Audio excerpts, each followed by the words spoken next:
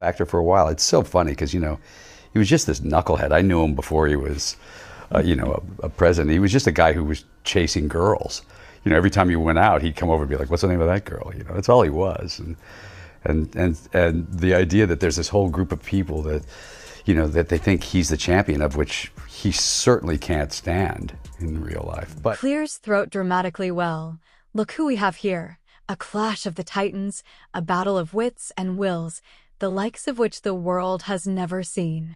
On one side, we have the silver-tongued charmer himself, George Clooney, and the no-nonsense billionaire, Mark Cuban. And on the other, the one and only Donald Trump, whose incessant need for attention and validation has once again landed him in the cross. But, you know, he's gonna play this out for a while, and we'll see where we go with it as a country. My hope is we have a little better sense than to do that. Donald Trump, you never see him around strong, intelligent women, ever. It's just that simple. Crosshairs of those who dare to challenge his supposed business genius. Now, my dear viewers, strap yourselves in, because this is going to be a ride like no other. Clooney, with his effortless charm and razor-sharp wit, didn't just take a few playful jabs at Trump. No, he performed a full-scale takedown of the man's entire persona, exposing the cracks in the carefully crafted facade of success. Please don't forget to subscribe and like this video. It is free and help us bring you enjoyable content. And of course, watch till the end. I mean, let's be honest, Trump's idea of business prowess is about as convincing. He's ripped off, I can't even tell you how many people, right? People I know, right, that he's ripped off. I mean, there's been a lot of alleged issues with contractors. No, I'm telling you about, yeah, I'm telling you people I know, right? He, like, Barbara Corcoran, she said something about this from Shark Tank, right? Thing as a spray-on hair commercial. Clooney didn't hold back, pointing out how the former president's entire brand is built on the illusion of success rather than actual, tangible results. It was like watching a seasoned Hollywood director dismantle a terrible script, leaving Trump supporters scrambling to find some way to defend the indefensible. But Clooney wasn't the only one bringing the heat. Enter stage right, the one and only Mark. He hired her, or asked her, to sell a bunch of condos in a new building that he'd put up. And she did. Sold everything she asked. He offered her $4 million. He wouldn't pay her. She had to sue him just to get her money.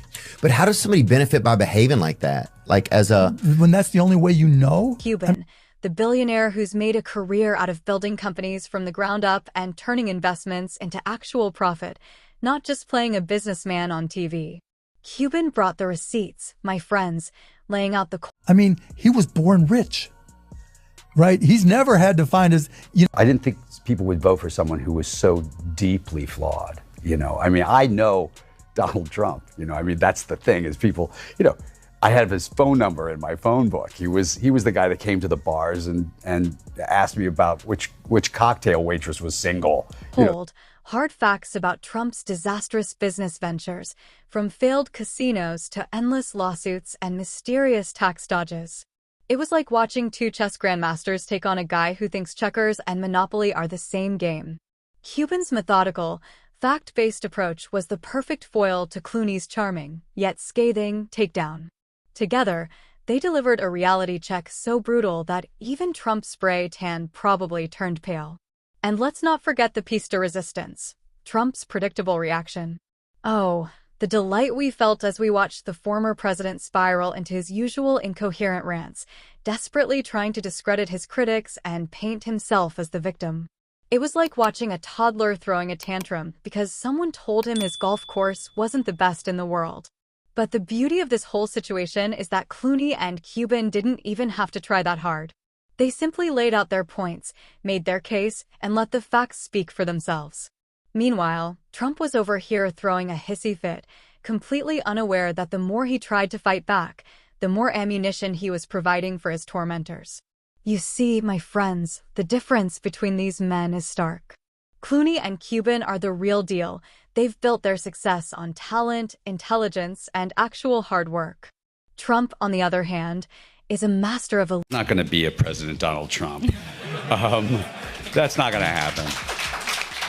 It's not going to happen because we're not going to be used. Fear is not going to be something that we're going to, that's going to be what drives our country. We're not going to be scared of Muslims or immigrants. Illusion.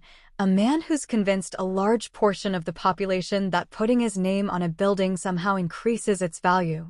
But when you put someone like Cuban next to Trump, the contrast is so stark that it's almost comical. But he's done nothing for the small business person, right? You hear Kamala Harris talking about efficiency when it comes to starting a business. You hear Kamala Harris talking about raising the deduction from $5,000, which is a meaningless number these days in starting a business, to $50,000, right? You hear her talking about child tax credits with if you're starting a business and you can pay.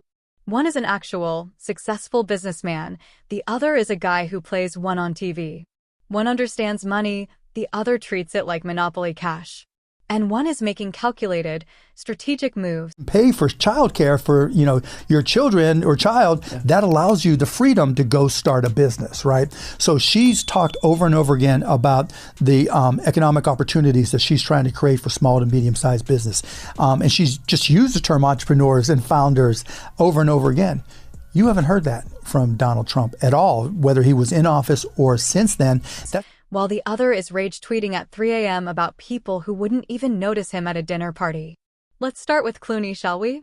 This guy is a master of the silver screen, a humanitarian extraordinaire, and apparently that's just not in his DNA. I asked a question on Twitter, had he ever invested in a startup or a company that didn't involve any of his relatives? Apparently, a verbal assassin of the highest order.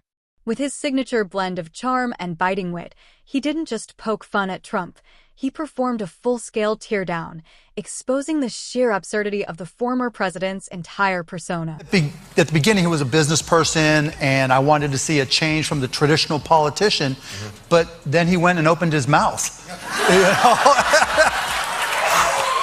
I mean, he had a really good chance to be different and really have a chance to change things, but he doesn't do the work. He's lazy. I mean, let's be honest, Trump's idea of business genius is about as convincing as a spray-on hair commercial. Clooney didn't hold back. Trump is a big fan of yours, but he posted in July, now fake movie actor George Clooney is getting into the act. He's turned on Crooked Joe. What does Clooney know about anything? Should get out of politics and go back to television. Movies never really worked for him. Mark Cuban has suggested you don't surround yourself with strong, independent, intelligent women. Pointing out how the former president's entire brand is built on the illusion of success rather than actual, tangible results. It was like watching a seasoned Hollywood director dismantle a terrible script, leaving Trump. What is your message to women? Well, I know Mark very well. He's a very insecure guy. Can't hit a golf ball more than 50 yards. He's weak physically and mentally, as far as I'm concerned. But I've known him for a long time. He would call me in the White House incessantly. And finally, I just couldn't take his calls anymore. And then he went over to the other side. And he's a guy that wants publicity. When he said that, and he's totally retracted his statement, like, weak people always do. They retract their statements. Reporters scrambling to find some way to defend the indefensible. But wait, it gets even better, my friends. Enter stage right, the one and only Mark Cuban, the billionaire who's made a career out of building companies from the ground up and turning investments into actual profit, not just playing a businessman on TV.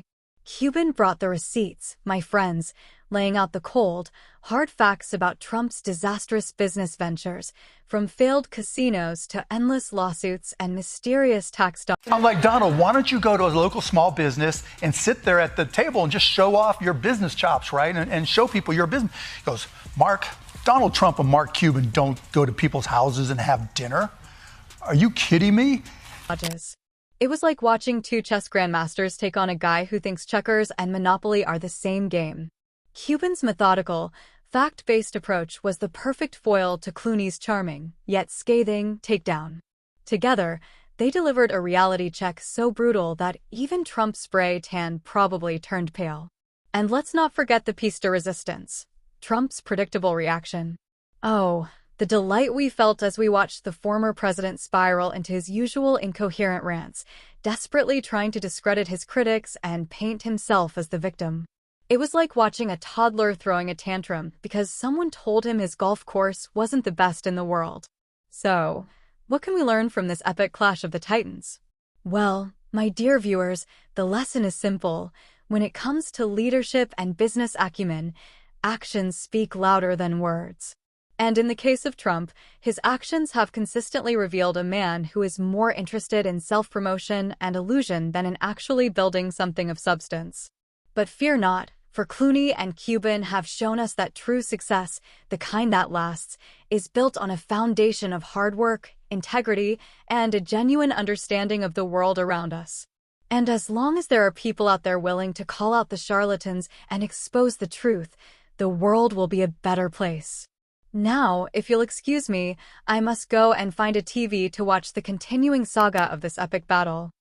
I can almost hear the sound of Trump's Twitter fingers furiously tapping away, desperately trying to regain his footing. Toodaloo, my friends, and may the truth always prevail.